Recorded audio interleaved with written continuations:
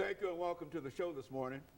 The topic this morning is the two Congos, the Democratic Republic of the Congo and the Republic of the Congo. And of course we have with us to talk about the chaos that is generally associated with these two Congos, Dr.LMadu1. And I'm sorry we have a gnat that's loose in the studio here, and it's causing quite a few problems. But nevertheless, Dr. LMadu1, let me welcome you to the show this morning and tell you how delighted we are to have you here and to talk about what you can only do in terms of bringing us the best information that we have in reference to some of the situations that are going on in Africa. We've talked about Egypt, we've talked about Sudan, we've talked about as we've indicated earlier, you are in reality our African, South American, North American expert in reference to some of these topics. And so let's talk about the two Congos and explain to our audience this morning where we came up with this idea of two Congos. Well, it's a topic, that's overdue due to a lot of the problems that have been going on in that part of Central Africa, particularly in the Democratic Republic of the Congo. We have two Congos. The Democratic Republic of the Congo, with its capital in Kinshasa, and the Republic of the Congo, with its capital in Brazzaville. In fact, it used to be called Belgian Congo because DRC was formerly colonized by the Belgians in 1908. The Republic of the Congo was formerly called French Congo because it was, colonized by the French. In fact, Brazzaville got its name from a French explorer called de Brazza. So Kinshasa was formerly called Leopoldville, from King Leopold of the Belgians. So in 1960, the former Belgian Congo became, the Republic of the Congo. This is all part of the independence of Africa all over the continent. In those years, in 1960 became, a republic, of the Congo, with its capital in Leopoldville. Then also the same year, the Republic of the Congo across the river, because the river separates Kinshasa from Brazzaville. Just a big river like the Cumberland River. Yeah. So in 1960, the Republic of the Congo in Brazzaville also became independent. In Leopoldville, Lumumba became the prime minister, of the Congo, while Kasavubu became president and Mobutu became the army chief. In the other part, Alba Fulbe Yulu is a priest, became the first president, of the Republic of the Congo in Brazzaville. Soon, all hell broke loose in Kinshasa, in Leopoldville at that time. There was a problem between Lumumba and Shombe and the rest. Lumumba. Exactly, Patrice Lumumba and Shombe, and also the Belgians. When Lumumba accepted the instruments, of power as prime minister, he made a very fiery speech, which the Belgians consider insulting. And at the same time, they got afraid that he might become, a supporter of the Russians instead of the West. So they started using Shombe and the rest to sabotage, Lumumba. Meanwhile, the other part of the Congo was still, as peaceful as you come. That's French Congo, the French part. Yeah, the French part of Congo, that was still calm. In 1965, Mobutu finally took power. He had taken power in 1960 when he removed Lumumba. And Lumumba was eventually killed in Katanga, now called the province of Shaba by Moise Shombe and the rest. Soon after, 65, Mobutu finally took over for real and stayed in power till 1997 when he was overthrown. Now, Mobutu was used by the Belgians to get rid of Lumumba because of the big mineral concession in Katanga province. If you've heard of the Union Miniere de Katanga, Union Miniere, they controlled those mineral assets, and they felt Lumumba was a threat. So they funded Shombe to start a secessionist movement in Katanga, which the United Nations came in, and succeeded in crushing.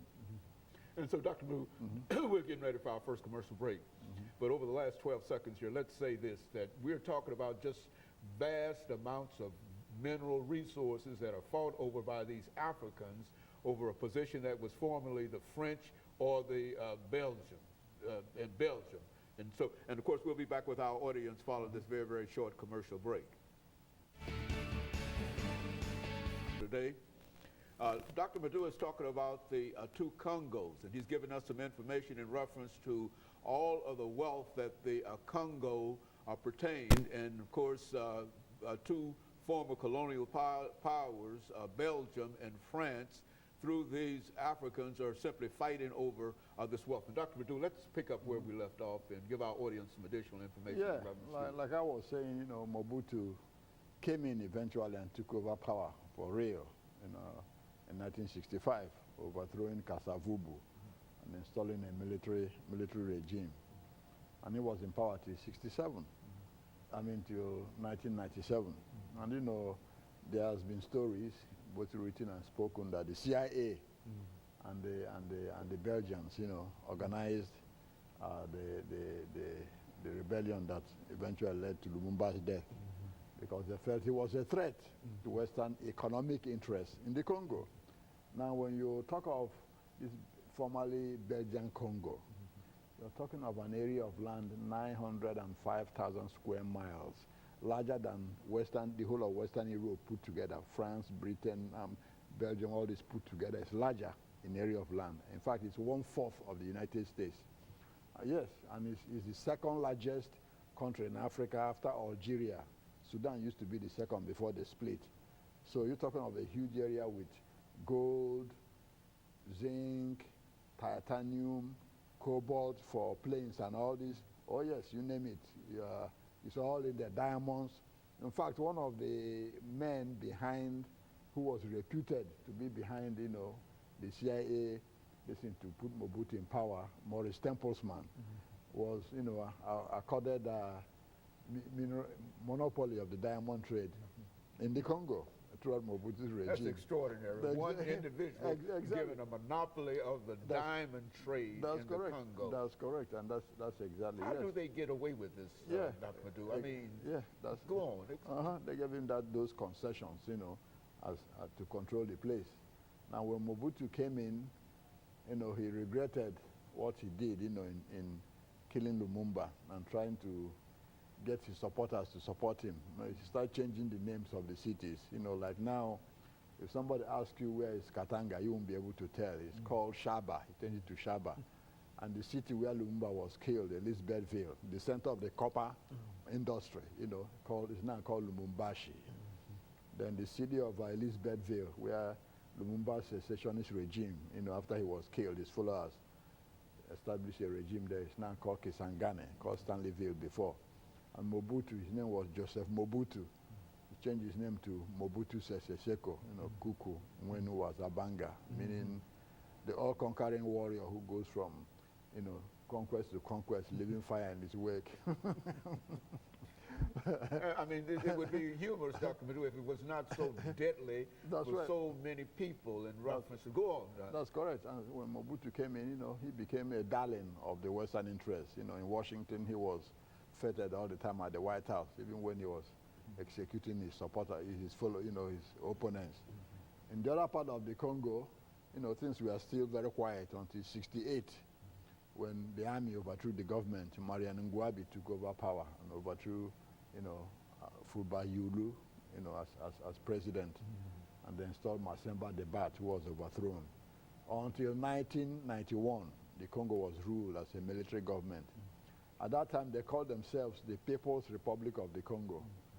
Most of these regimes, when they took over, they called peoples. I remember a time I called the embassy for some information. I said, I think this is the People's Republic of the Congo. The ambassador said, no, it's the Republic of the Congo. I said, what happened to the people? He said, no more. The people just disappeared from the name of the Congo, period. That's right. It was just that simple. Exactly. It was just that simple. No more people. You see? So in 1992, you know, they had a fair and free election, and a civilian took over, Pascal Lissouba. Now, one thing you should know about the Republic of the Congo is that it has a whole lot of oil. It has only a population of about 4.5 million. Area of land is about 132,000 square miles, but with huge resources of oil, very, very huge resources of oil. You know, the linguistic composition of the Republic of the Congo and the Democratic Republic of the Congo are almost the same. You know, you have the Congo people, the Congo Lingala speaking people. They're almost the same right language. across the river from one another, two different. Exactly, and the demography is almost the same. You know, but the Democratic Republic of Congo has about 80 million people now, and with a GDP of about 20 billion. You know, which is not very much. Really, the per capita is about 236. With all that wealth, okay.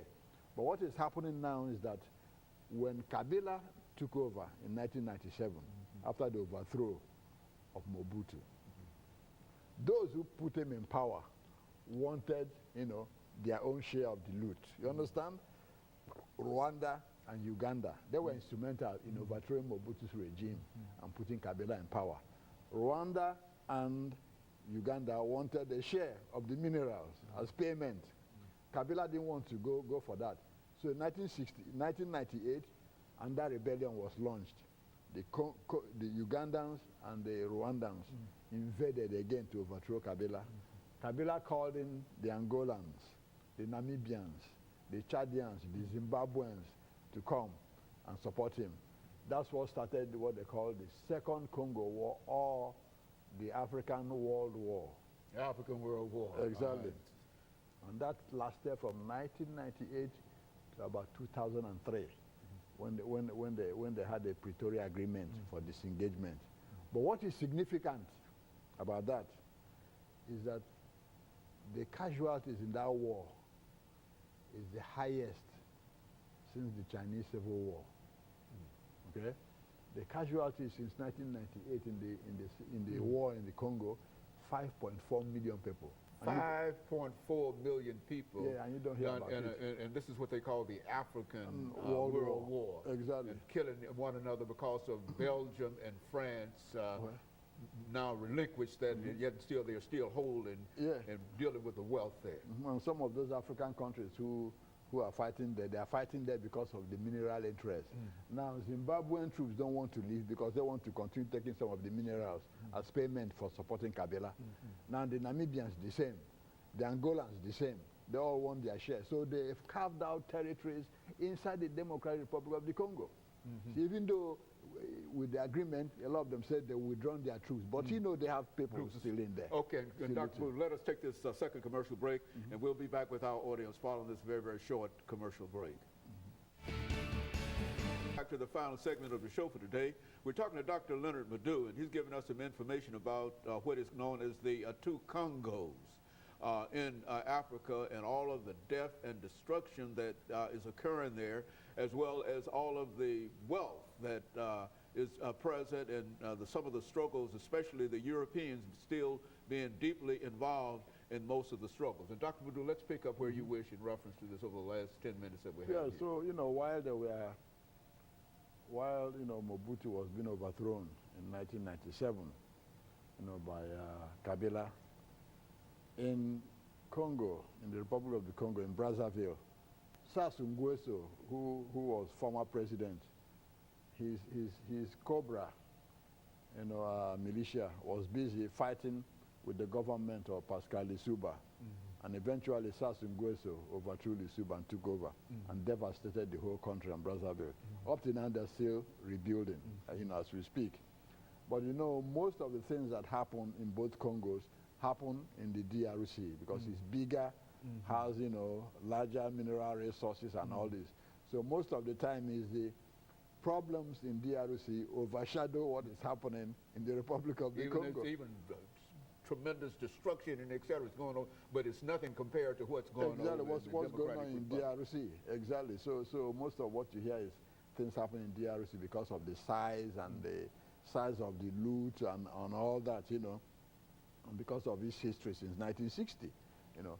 So that war has killed about 5.4 million people. Now, what is significant about DRC is that when you have problem in that country, it affects the neighboring countries. Now it is surrounded by over 8 countries, and all of them will suffer the effects. You know, Tanzania, Mozambique, Angola, Republic of the Congo, you name it. You know, Uganda, all these countries are around.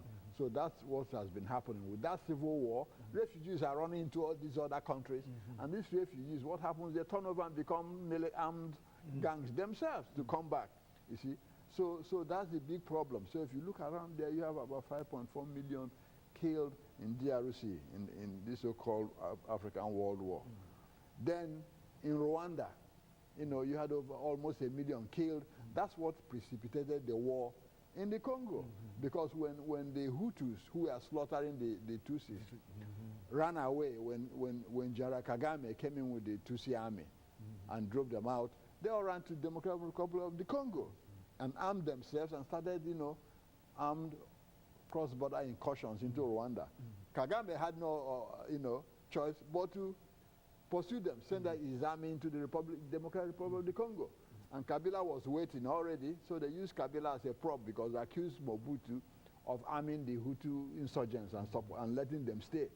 So with that, you know, Ugandans also came in because the Ugandans also related. You see, they have relations with those in Rwanda, because a lot of those who live in Uganda are also Tutsi. You see, and you know, most of those in Rwanda in charge now are Tutsi also. Museveni, the president, is Tutsi. In a way, they are called Himas in Uganda. So, but he's Tutsi. Exactly. So he has an interest in supporting his fellow Tutsis in Rwanda. You see. So most of those who live at the border between Rwanda and the Congo are Tutsis, even though they are, you know, Congolese citizens.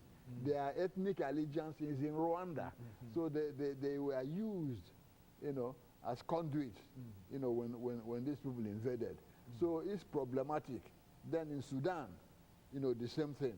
In Angola, the rebels from DRC take shelter in Angola. Then the rebels in Angola take shelter in DRC. Exactly. So you see how this cross-border problems. Well, and then interfamily relationships. You know, during the last 3 or 4 minutes here, it really does not appear that there is any kind of solution to that kind of violence and that kind of disorganization and chaos, I think, as you've indicated. I mean, what entity can deal with all of those elements within in the Congos? Well, if one wants to, you know, specifically with DRC, we might apportion some blame at times, say the Belgians and all this.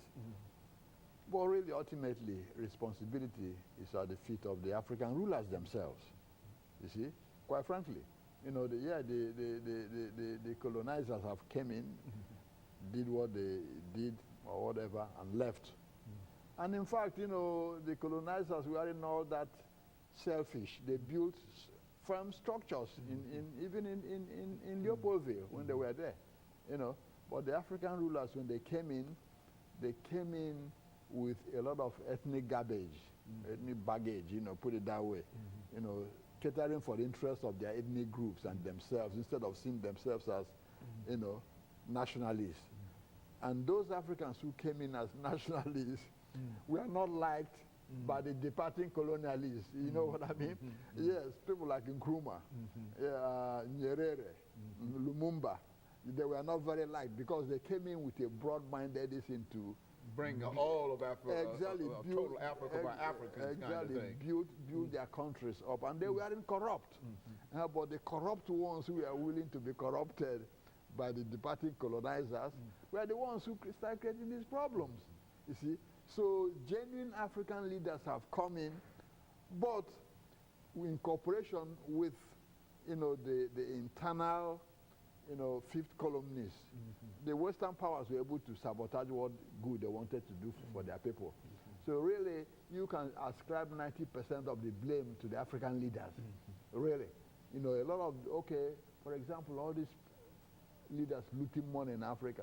Hey, people from Washington are not going over there taking the money and putting it in their pockets. Yeah, they are doing it themselves. You see? So a lot of those problems you see now in the Democratic Republic of Congo boils down to the same thing since 1960. You know, it's my ethnic group first instead of the nation. You know, when Kabila came in, a lot of people had high hopes. But I said at that time in the Tennessean interview that, look, being in the bush as a guerrilla leader is a different thing than being an administrator. They are two different things. Yeah, Kabila has been in the bush since 1960s, with, you know, when he was part of the Lumumba's system. But he has never governed anything. And when he came in, he displayed that incompetence. He was busy looking out for himself instead of, you know, rallying the people. You know, not paying his troops, the people who are supposed to guard you. From the story I heard, he abused his bodyguards so badly that even when they were hungry, they have not been paid. You know, the people who guard you alive. That shows the arrogance of our leaders there. His own bodyguards have not been paid for a while. So some of them were very hungry one afternoon. Kabila's wife, you know, gave them some chicken to eat. They said Kabila drove in and took it away from the soldiers. Well, okay, that's just a story from the Congolese. Okay, so that's the kind of callousness, the way they treat their people. That's an example there. That you know, their interest is not everybody's interest, but their own. Okay, a country like that with those riches. Is there any reason why they shouldn't have the best hospitals? Everything, best roads, best schools, with so much wealth everywhere? That's a good question. Nobody's preventing them from doing that, but the people who run the country. You see? So that's a big problem. Republic of the Congo is the same, with 4.5 million people with so much oil to develop everywhere. Yet people be complaining about food, water, electricity. So it's not the French preventing Sassou Nguesso and his regime from improving the people's lives. You see, they might have, you know, some strings to pull. Don't misunderstand me. They still pull some strings. But 90% of the strings is in African hands. You know, the French and the Belgians and the you know, might have some strings they pull in terms of finances. Say, look, our interest. But still, the great ability to be able to change things is not with France or Europe or whatever. Correct. It's with Africans with the and the Congolese themselves on both sides of the river. Exactly. It's with the Congolese themselves. It's not the Belgians, and the Belgians don't even have enough power to do anything now, whatever the Congo wants to do. And Dr. LMadu1, we're ending this show for today, but I think that the information that you've given is just revealing in terms of what is going on in the Congo. We rarely hear anything, all of millions of people being killed and et cetera, and yet and still we hear very little about it, and it seems as if a lot of folks are caught up in hopeless kinds of situations, and I'm glad that you could bring us by some information in reference to that. And let me encourage our audience to tune in again next week for another informative edition of Comments. Thank you and good morning.